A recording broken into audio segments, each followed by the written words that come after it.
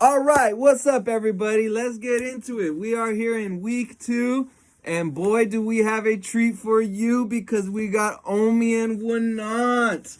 Omi and Wanat, racial formation in the United States. It's a classic, y'all. I'm happy to get into this one, so let's talk about it today. All right, before we begin, though, remember every week you got your reading. It's a chapter out of here. You got your quiz, right? You got your lecture, which is this one right here that I'm doing right now. I said your quiz. Yes, you got your quiz. And there's going to be a little timeline in there as well that you can take a look at, a race timeline. So check it out. Make sure you see everything. Make sure you do the reading. Do not just rely on my lecture because I'm just pointing out certain things in the book. You will not, in the chapter, you will not get what you need by just watching the lecture. You must read, okay? But like I said, I will point out certain things to y'all. Okay, so I'm here. I'm still reorganizing my books over here. I'm getting my stuff from social theory and philosophy. That's what I labeled this this group of books right here, and I included Omi and Wanat in this group. I don't know why I didn't call this ethnic studies. Why did I call it social theory and philosophy? I think it might be because I decided to categorize it that way. Because this book right here is very like meta. I say social theory philosophy because it's really like wide ranging. It's like, it's in the United States, but it also has kind of like a global. It's like it's not like a specific thing, so it's very large scale, I guess I would say. So maybe that's why I categorize it that way. It's been a little while since I read this book, so I was happy to read that chapter. Now I just want to read the whole thing. It's making me excited. So let's go over the chapter. All right. So like I said, this is a classic right here. This is a lot of foundational stuff in here when it comes to ethnic studies and thinking about race. So there's a lot of concepts in here that I want you to understand and hopefully pull through these concepts through the rest of the class of our course, right? So, Omi and Wanat, racial formation in the United States. One of the most foundational kind of ideas that is going to come out of this is the idea that race is shifting, right? It is unreliable. It's not static. In that way, it's important to remember that race is also a social construction, which sort of means that it's not real, but not exactly, because it is real. Social things are real, right? Because they have real consequences, but it's not real in the way we think it's real. It's not biologically real, but it's socially or politically real, right? It's because as a social constructions are things that change over time and space. So think of something like money. You could have money and you could go around different places in the world and that money might be worth more or less. You could go forward or back in time and that money might be worth more or less. That's because money's not real. It has real meaning, obviously, because if you don't got it, that's not a good thing. But its meaning is only based on the meaning we give it, right? We decide that money's valuable. It's not valuable without that, right? So we give it meaning. That means that we, as human beings, socially construct it. Okay? So race is one of those things. It's a social construction. It changes over time and space, right? Because you could go to a different country and maybe your race might be perceived differently. You could go back in time or forward in time and maybe your race might be perceived differently, right? So because we socially construct race, that means that we continually do it. We maintain its realness.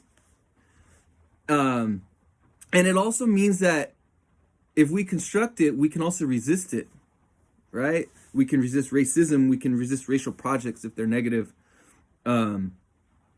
And it means that there's some sort of process of race making. If race is not real on its own, that means at some point it's created. So a lot of what Omi and Wanat are talking about is this process of race making. How does this thing happen? If it's not real, if it's a social construction, how does it happen, right?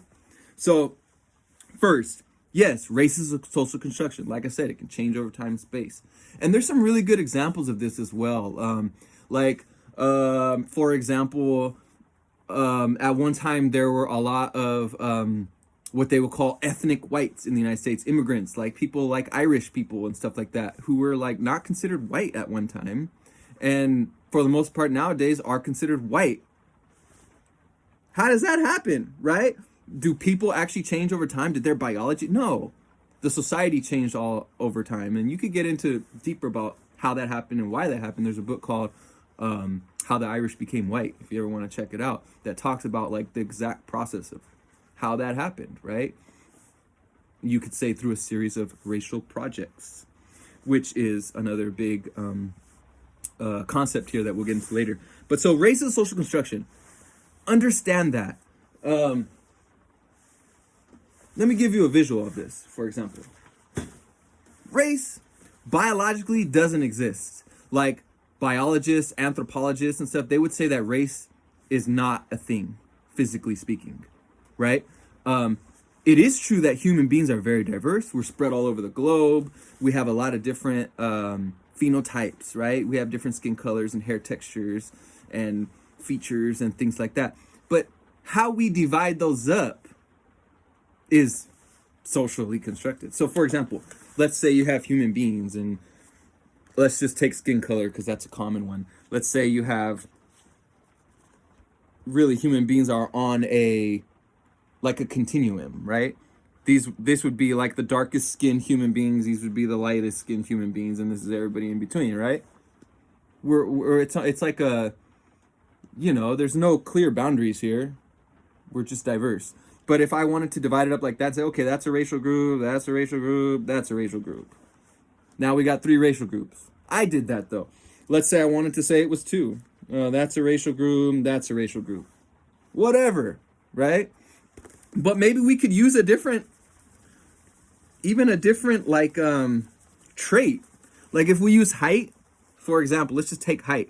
Africa, the continent of Africa has the largest human diversity on the planet because the continent of Africa, humans have been there for a super long time. They call it the cradle of humanity, right? The continent of Africa has the shortest group on the planet, right? The shortest people, the pygmies, who are like, I don't know, 5 foot. And the tallest group of people on the planet, like the Watusis, who are like 7 foot. If we did it on a continuum, we would say that they are different racial groups, right? These short people and these tall people. But since they both have a dark skin color, most likely people will categorize them as quote unquote black or whatever the case may be, right? But things like skin color, they're just adaptations, they're just evolution. Dark skin helps protect against a lot of sunlight in warm places. Light skin helps us absorb sunlight in cold places where this don't get a lot of sun, right? So it's just as simple as that. It's not that big of a deal. But socially, politically, economically, right? There's a lot invested in this category of race, which makes its consequences real, even if biologically it doesn't have a whole lot of meaning or no meaning at all. All right? So think about that when you think of race as a social construction. All right? Another idea that's kind of basic here is the idea that race is a master category, especially in the at least in the United States, right? Meaning that it's fundamental. It profoundly shapes our history and culture. That's true in the United States, big time. If you look at our history, you look at our current society, you look at the current inequities in our society, the struggles in our society, race is kind of just all in and through that, right? But of course, intersectional with things like gender, class, et cetera, et cetera, et cetera, et cetera. Those things are closely related. For example, Omian will not talk about class, right? As class stratification in the US has been profoundly affected by race and racism. So, absolutely, right? Isn't it true that, like, the exploited working classes in the United States have so often also been those that have been racialized as others, those that are deemed exploitable, right? What is slavery? Of course, it's a racial system, but it's also a system to make money and exploit people, right? Um, so they define racial formation as the socio-historical process by which racial identities are created, lived out, transformed, and destroyed. So it's this process of this thing that is socially constructed, it's continually recreated, it's lived out, but we also transform and destroy it through our own counter racial projects, essentially, right? So yeah, there's a few ways that race has been sort of historically thought about, and Omian will not get into this, the idea that race is in essence some sort of biological thing, the idea that race is ethnicity, like it's cultural, it's a cultural thing. The idea that it's stratification, in other words, like racial inequity, basically looking at race similar to like class. The idea that race is peoplehood, like nation, like a nation of people. All those things kind of combine to be what we call race, I guess. So even the definition of it is kind of obscure sometimes, or can be used in different ways, but Omi and Wananat do have a definition of it, which they say race is a concept that signifies and symbolizes social conflicts and interests by referring to different types of human bodies. So it's based on those human bodies, phenotypes, how people look, but it's arbitrary, right? Because like I said, you could draw those circles around the continuum of human diversity any way you wanted in pretty arbitrary ways, right? But then racialization is an extension of racial meaning to new things or new people or new, right? So there could be a group that previously wasn't considered different, other, less than, or anything like that, but goes through a process of racialization. There could be a cultural attribute that goes through a process of racialization, like a way of talking, walking, a kind of music, anything, right? We attach racial meanings to all kinds of things that actually have nothing to do with the human body at all. They're more like cultural things or stuff like that, right? But we tend to think that there's some essence to it or something like that, And you could probably think of a lot of examples like that when you start thinking about just racial stereotypes. So then they get into the evolution of race consciousness. And they talk about the ways that modern ideas of race emerged with the arrival of Europeans in the Americas in the age of colonization. Distinctions arose between the so-called new and the so-called old world and stuff like that. But it's deeper than that. That might cause people to notice physical or cultural differences between people. But the modern day racialization that we understand, the modern day system of race, set up in sort of like this hierarchy, comes from conquest. And that is simply because people needed to justify atrocities. We'll talk about that more. So they talk about conquest as the first and greatest racial formation project. It was like civilization versus the barbarians, right? And first that comes with religious views and scientific frameworks, later with political, scientific, socio-political accounts of what race is or what civilization is.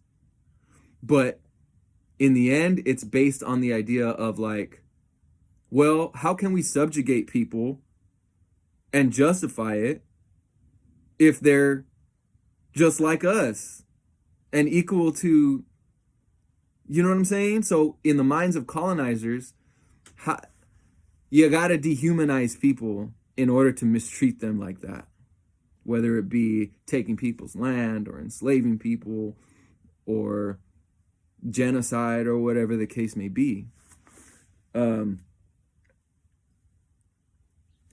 Yeah. So after colonization, right, you have racially organized exploitation, like slavery, and expansion of the colonies, taking land, things like that. How do you justify this? You know? So that's when you start to see these early like biological classifications saying that certain racial groups, certain ethnic groups, certain people in the world are inferior to other people. And then that justifies anything that happens to them, right? If you can say that, I mean, first of all, animals don't even deserve that, but in some people's minds, and you can treat animals any kind of way. So if you can compare people to animals, you can do whatever. And we've seen that throughout history, and we see that today. You might be able to think of examples of that today, where people are depicted as subhuman in order to treat them unfairly or to commit horrible crimes against them, frankly. So yeah, you start with these biological conceptions in early what they called scientific racism, like Linnaeus, classification, species distinctiveness, measuring measuring skulls and saying, what group is better or worse. But this all comes down to, how do you uphold the rights of man while also subjugating others? It's by racializing and saying that they're less than human, less than man. Man, really, because gender, women were also not, even white women were not given full rights of humanity throughout our history in a lot of ways. Right, but then, after this kind of like scientific counts, right,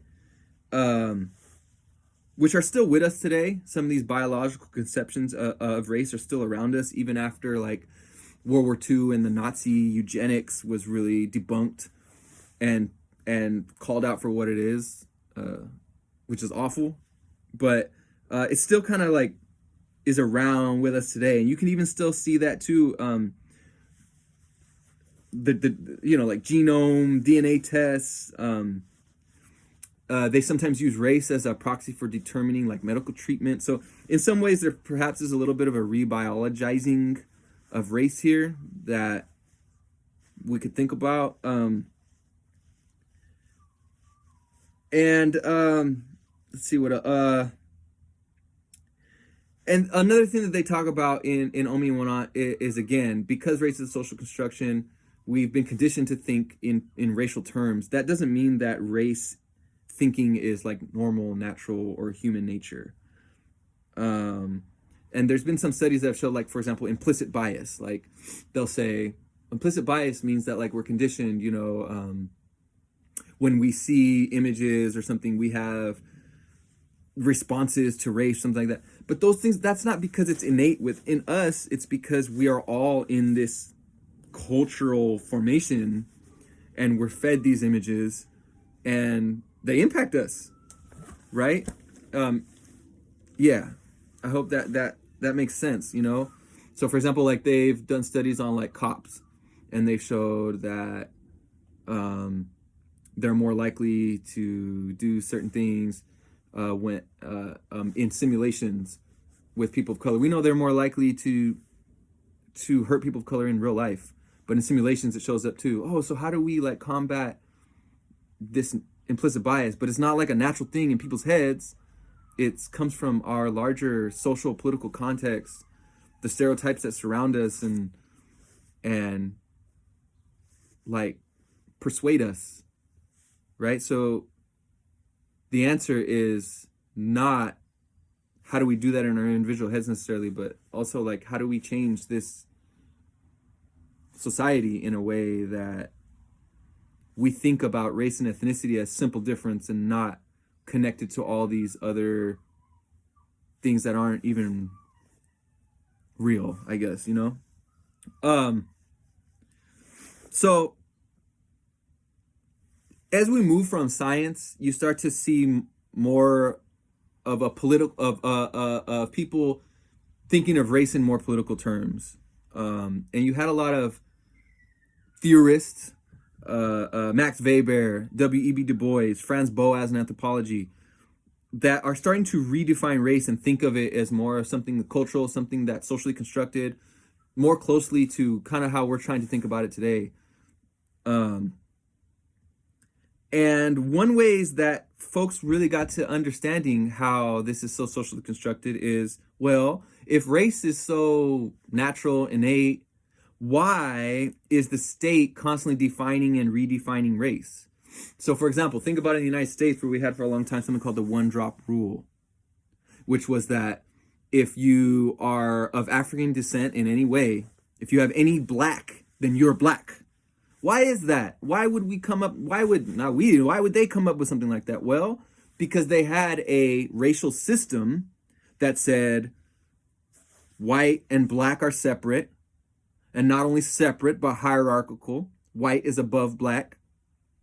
How do we keep this system stable when there are constantly people that are both black and white, neither black nor white? Some other type, like, where do we draw the line between black and white? So then they have to make these definitions, right? I don't know if anybody's ever heard of the Loving versus Virginia case. This was a case of an interracial couple that had to fight and fight and fight, because even in the 1970s, because there were still racial rules on the book saying that people, black, so-called black and so-called white people couldn't marry each other, couldn't have kids, right? It's because they don't want to see this racial system, they have to constantly keep it stable, and it's not, right? So if it was real, they wouldn't have to do that. They wouldn't have to legislate race, right? And nowadays you see it with the census. The census, when you take the census, you bubble in what race are you or whatever, it's constantly changing, right? The categories are changing. Lately it's been the multiracial identity that has popped up. It's like, okay, well, what about multiracial and stuff like that,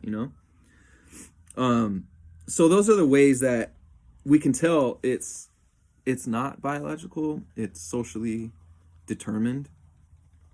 And there's historical precedent for that, like I said, with Weber and Du Bois in sociology, Franz Boas in anthropology. So racial projects. So this is a big idea here. Racial projects. That's one that you should definitely know what the heck a racial project is. Racial project. Okay. They define racial project as an interpretation, representation, or explanation of racial identities and meanings, and an effort to organize and distribute resources along particular racial lines, like economic, political, cultural lines. Okay? So anything that tries to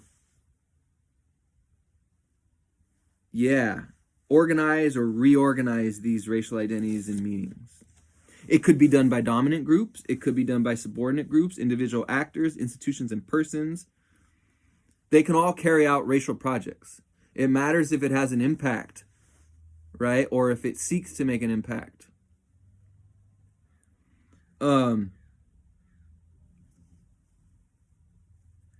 racial formation is a synthesis of the interactions of racial projects on a society-wide level. Okay, so let's just put an example in. You have a racial project, would be like segregation, Jim Crow, the Jim Crow South. That's a racial project by a dominant group to subordinate and divide. But then you have something like the Civil Rights Movement, which would also be a racial project by a subordinate group to equalize those same relationships in our society. Does that make sense? And various other racial projects, small and big, throughout. And some have more power behind them than others. The ones with the state behind them have a lot of power behind them, right? But altogether, those will make up the racial formation of our day and age. Does that make sense?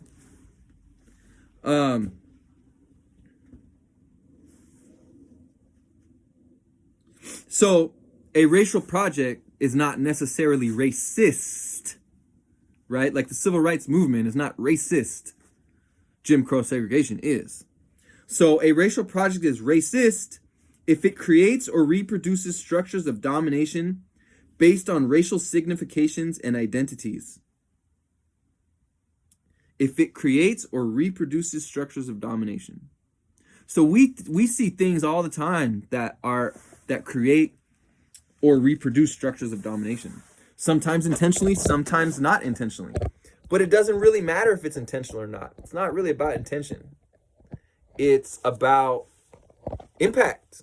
It's about what actually happens, not who intends it to happen, right? Because you hear a lot of people say stuff like that, like, oh, well, it wasn't intended that way. It don't matter, right? And Omian will not talk about that. It's really not about intention. A racial project is racist, yeah, if it reproduces or recreates structures of domination. It's anti-racist, right? Anti-racist if it undoes or seeks to undo or resist structures of domination based on racial identities and significations.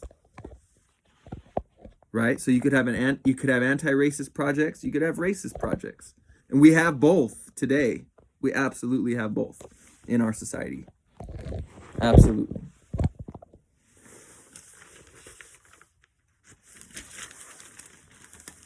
And finally, another kind of important thing to think about, important thing to realize, is that when we're talking about this so often in our society, we talk about race in terms of like individual actions, like hate. It's almost like bullying or something, like ethnic bullying. But that's really not what we're talking about. It's not about individuals and intent. In fact, in its most advanced form, racism has no perpetrators. There's another book called Racism Without Racists. That's what happens when we think of when we realize that these things are systems. They're systemic. They become common sense, invisible, taken for granted. Omian will not describe the United States as racial despotism. What does that mean? It means that it is a society where it has really been based on racial exclusion. Let's be real about our history, right?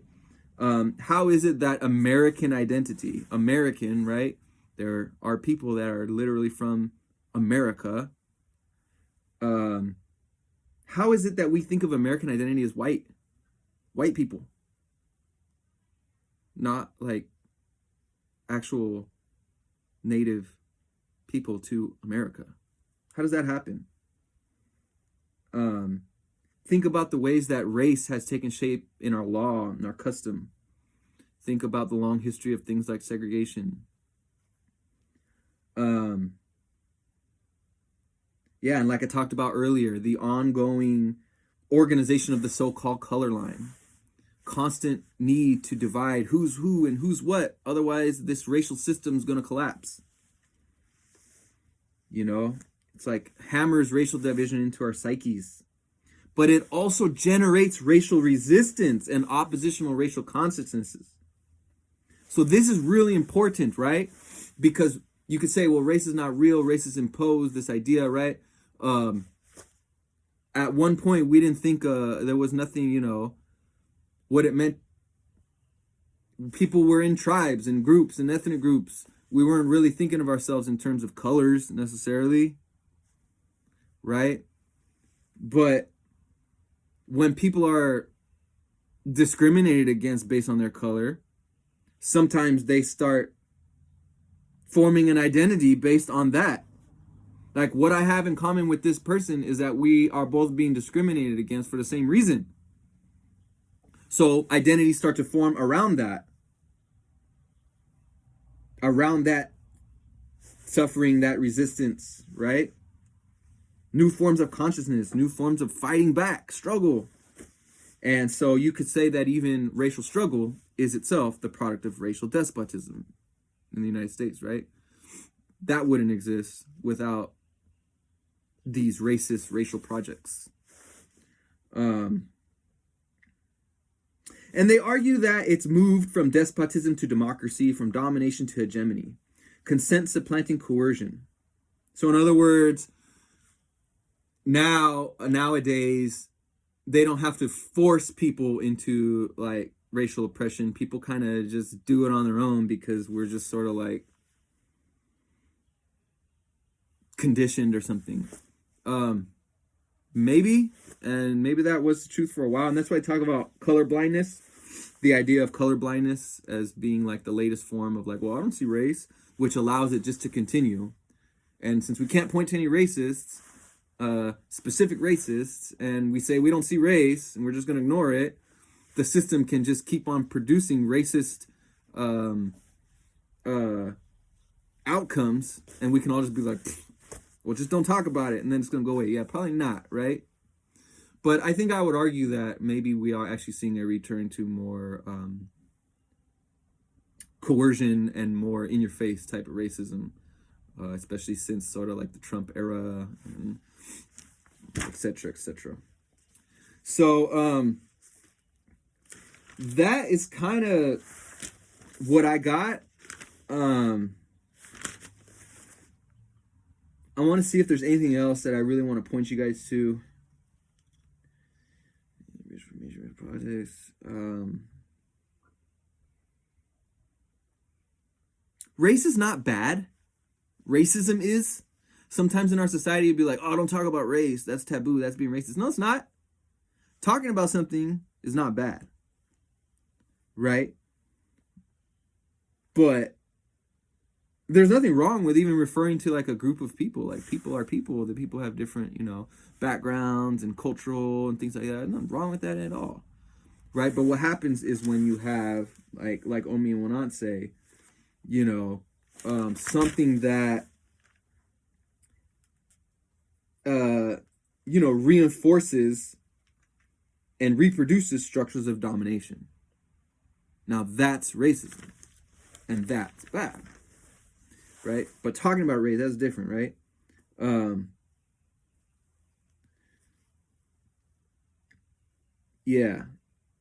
So racism is things like segregation, genocide, lynching.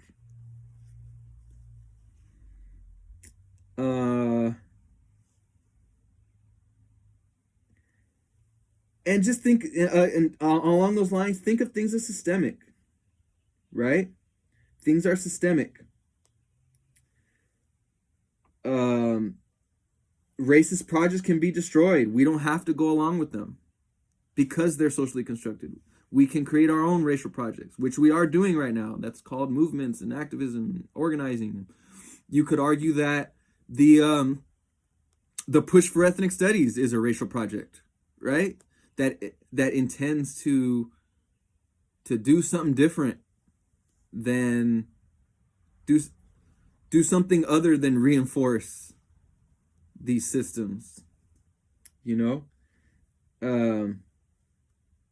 it's important to know that history moves in all types of ways.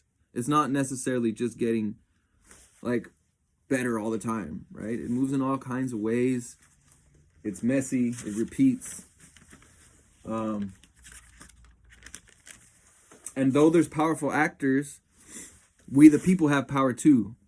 We might not have the state behind us, the money, the tanks, the military or whatever, but we have the people power, and we have a lot of people. And historically, that is how we've had our most successful racial projects, is by tapping into the power of the people. So that's why I point to movements like the civil rights movement and things like that, that are examples of tapping into the power of the people to organize a racial project that has some power behind it and actually does make an impact on the world we live in and the way we understand race and the way we experience it. So, Omi and Wanat, read it. There's more to it than what I just said. So, really sit with it. I'm looking forward to reading your discussions on it as well. And looking forward to next week. Thanks, everybody.